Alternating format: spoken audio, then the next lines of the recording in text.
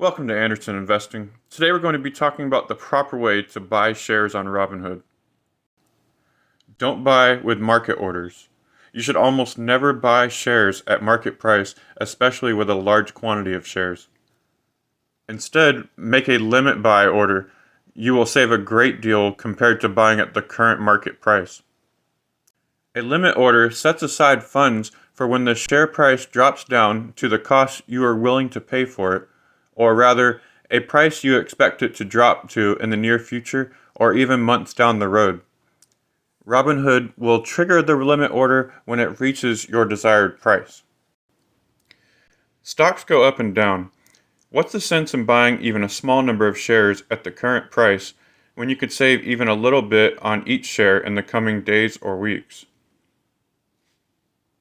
On top of that, Robinhood has some server lag, which means your market order could easily purchase shares at a higher cost than the price you saw right before you swiped up to finalize your order.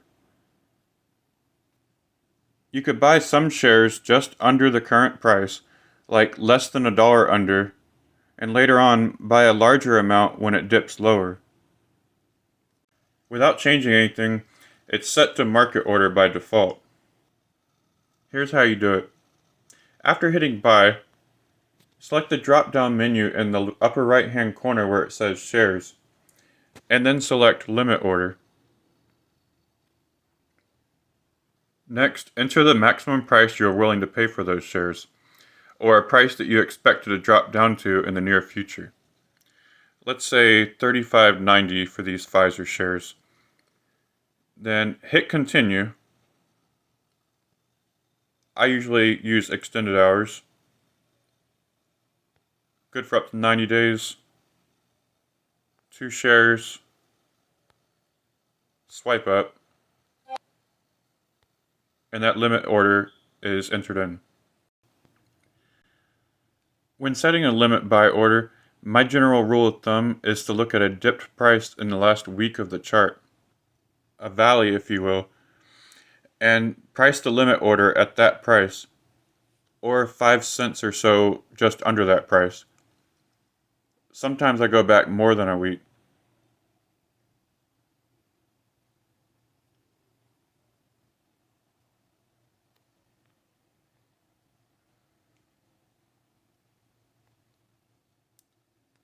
If you miss out on an opportunity and the stock goes up instead of down for weeks or months after you set a limit buy order, well, just remember there are a lot of other good stocks out there, and you can always return to that stock later on when it goes down. Plus, you can always buy a small number of that stock slightly less than its current price when it does a slight dip. Generally speaking, you never want to chase the stock.